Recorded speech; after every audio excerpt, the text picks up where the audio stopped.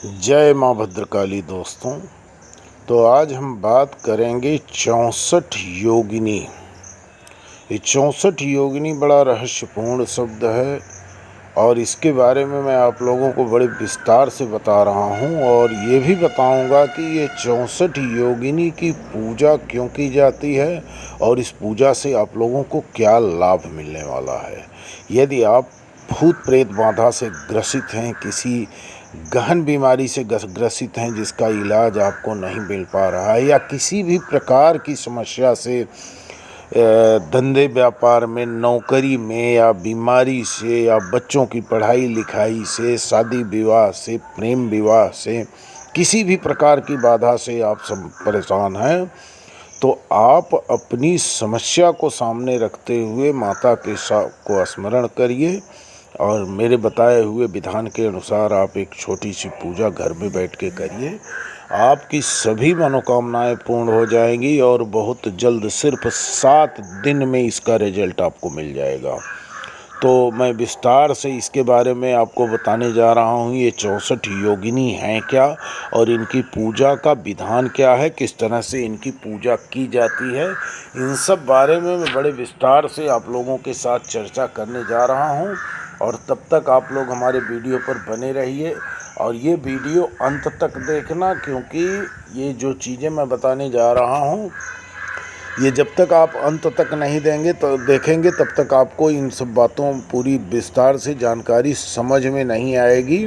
और यदि आप हमारे चैनल पर पहली बार आ रहे हैं तो चैनल को सब्सक्राइब करके घंटी की बटन ज़रूर दबा दीजिए ताकि हमारे द्वारा भेजा गया सभी वीडियो आपको तुरंत प्राप्त हो सके। और इसके साथ साथ एक लाइक और एक कमेंट आप ज़रूर करना। तो मैं आगे चल रहा हूँ, 64 योगिनी के बारे में आपको विस्तार से बता रहा हूँ। तो 64 योगिनी मंदिर या 64 योगिनियाँ प्रायः आज शक्ति माँ काली का अवतार या अंश होती हैं। घोर नामक दैत्य के साथ युद्ध करते हुए माता ने उक्त 64 अवतार लिए थे। यह भी माना जाता है कि ये सभी माता पार्वती की सखियाँ हैं। इन 64 देवियों में से 10 महाविद्याएं और सिद्ध विद्याओं की भी गणना की जाती है। ये सभी प्रायः आज शक्ति काली के ही भिन्न भिन्न अवतारी अंश हैं। कुछ लोग कहते हैं कि समस्त योगिनियों का संबंध मुख्यतः काली कुल से ही है और ये सभी तंत्र और योग विद्या से घनिष्ठ संबंध रखती हैं। भारत में 8 या 9 प्रमुख 64 योगिनी मंदिर का उल्लेख मिलता है। इसमें से केवल 5 के लिखित साक्ष्य उपलब्ध होते हैं। 2 ओडिशा तथा 3 मध्य प्रदेश में। समस्त योगिनियाँ अलौकिक शक्तियों से संपन्न है तथा इंद्रजाल, जादू, वशीकरण, मारण, स्तंभन आदि कर्म इन्हीं की कृपा से सफल हो पाता है। तो प्रमुख रूप से 8 योगिनियों के नाम मैं आपको बता रहा हूँ जो इस प्रकार हैं। तो पहला नाम होता है सुर सुंदरी योगिनी, दूसरा नाम है मनोहरा योगिनी, तीसरा है कनकवती योगिनी, चौथा है कामेश्वरी योगिनी, पांचवा रति सुंदरी योगिनी, छठा पद्मिनी योगिनी, सातवां नतिनी योगिनी और 8वां मधुमती योगिनी। तो ये 8 मुख्य योगिनी नाम हैं। तो दोस्तों अब मैं उन 64 योगिनी के नाम आपको बता रहा हूँ जो इस प्रकार हैं। बहुरूपा, तारा, नर्मदा, यमुना, शांति, वारुणी, क्षेमकरी, ऐन्द्री, वाराही, रणवीरा, बानरमुखी, वैष्णवी, कालरात्रि, वैद्यरूपा, चर्चिका, बेतली, छिन्नमस्तिका, वृषवाहन, ज्वालाकामिनी, घटवार, काराकाली, सरस्वती, विरूपा, कावेरी, भलुका, नारसिंही, बिरजा, वित्कांता, महालक्ष्मी, कौमारी, महामाया, रति, करकरी, सर्पश्या, यक्षिणी, विनायकी, विंध्यवासिनी, वीर कुमारी, माहेश्वरी, अंबिका, कामिनी, घटाबरी, स्तुति, काली, उमा, नारायणी, समुद्र ब्राह्मणी, ज्वालामुखी, आग्नेयी, अदिति, चंद्रकांति, वायुवेगा, चामुंडा, मूर्ति, गंगा, धूमावती, गांधार, सर्वमंगला, अजिता, सूर्यपुत्री, वायुवीणा, अघोर और भद्रकाली। तो इन 64 योगिनियों का आपको मैं नाम बताया।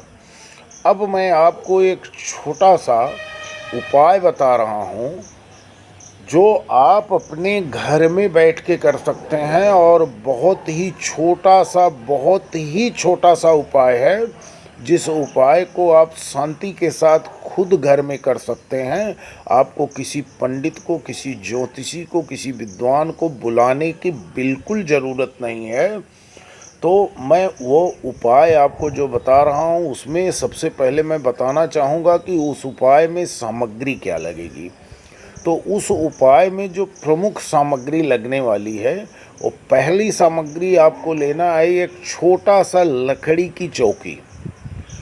उस चौकी को ढकने भर के लिए लाल कपड़ा, एक माटी का बर्तन, दिया जिसको बोलते हैं हम, उस और एक माँ काली, यानी कि माँ काली की एक छोटी सी फोटो, एकदम छोटी, विकराल रूप नहीं, साधारण रूप की जो माँ काली की फ़ोटो होगी, वो माँ काली की एक फ़ोटो आपको लेना है।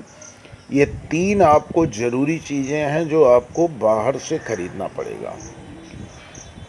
यदि आपके घर पर देसी घी उपलब्ध है तो ठीक है, नहीं तो एक छोटी सी 100 ग्राम की देसी घी की डिब्बी भी आपको ले लेना है। इन सारी वस्तुओं को आपको ले आकर रखना है, और सोमवार के दिन सुबह सूर्योदय से आधा घंटे के अंदर अंदर आपको पूजा चालू कर देनी है। तो सबसे पहले आप एक साफ़ सुथरी जगह पर उसको थोड़ा ज़मीन को धो के साफ करके गंगा जल गोमूत्र का छिड़काव करके वहाँ पर चौकी को स्थापित करिए। उस पर लाल कपड़ा डाल दीजिए। उस लाल कपड़े को चौकी के एक पीछे की तरफ में आप माँ काली की मूर्ति फ़ोटो जो भी आप ले आए हैं उसको रख दीजिए। अब उसके सामने आपको दिया जला देना है। दिया में के बीच में आप रुई की एक गोल बत्ती डालिए, लंबी बत्ती नहीं डालना है, गोल बत्ती डालना है। जो बीच में गोल बत्ती घी से डुबा के आप डाल के और उस बत्ती को जला दीजिए। उस बत्ती को जलाने के बाद बाकी जो आपके पास घी बचा है उसमें से थोड़ा सा घी एक कटोरी में या किसी बर्तन में, अगर हो सके मिट्टी का बर्तन ही रहे तो वो ज़्यादा अच्छा है, उसी में आप रख लीजिए। और आम के पत्ते का आप उपयोग करेंगे चम्मच की जगह पर। एक आम का पत्ता उसमें डाल दीजिए घी में।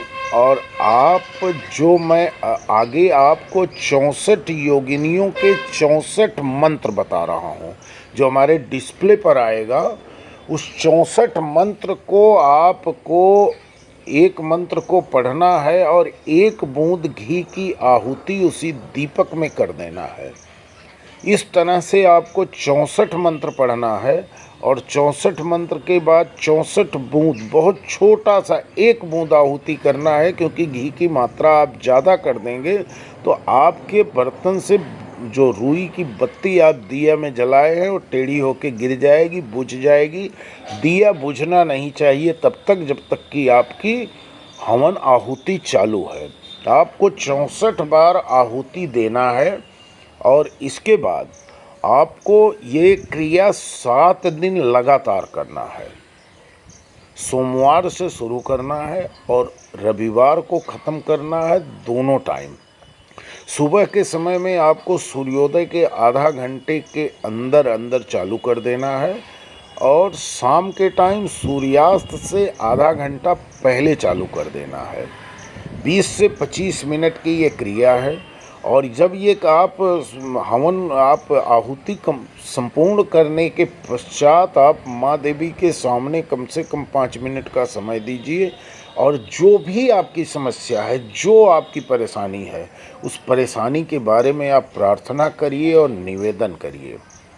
तो धीरे धीरे आपको 2 या 3 दिन के अंदर में ही आपको रिजल्ट आना चालू हो जाएगा। तो 7 दिन लगातार दोनों समय इस हिसाब से आपको वही मंत्र पढ़ना है और आहुति देना है।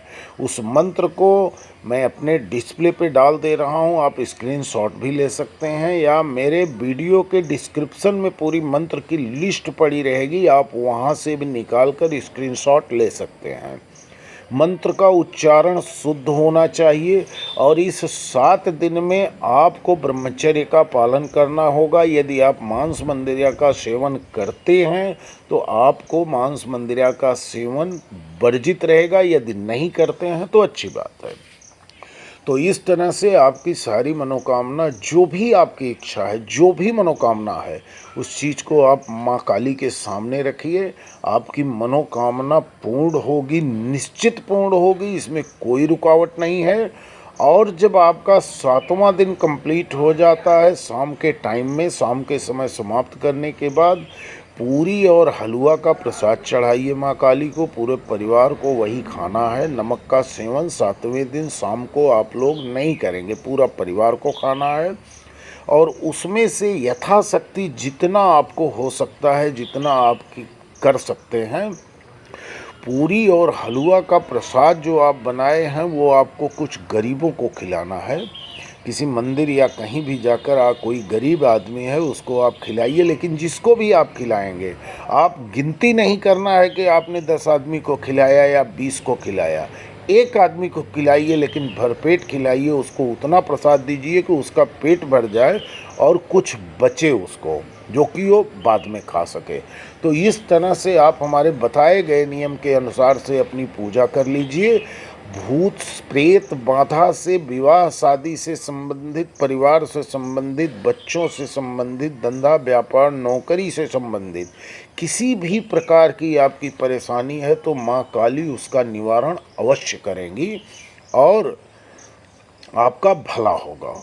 तो इसी के साथ मैं अपना ये वीडियो समाप्त कर रहा हूँ। यदि आपको हमारा वीडियो पसंद आया हो तो आप एक लाइक और एक कमेंट ज़रूर करना। यदि आप हमारे चैनल पर पहली बार आ रहे हैं तो चैनल को सब्सक्राइब करके घंटी की बटन दबाना न भूलें। जय माँ भद्रकाली।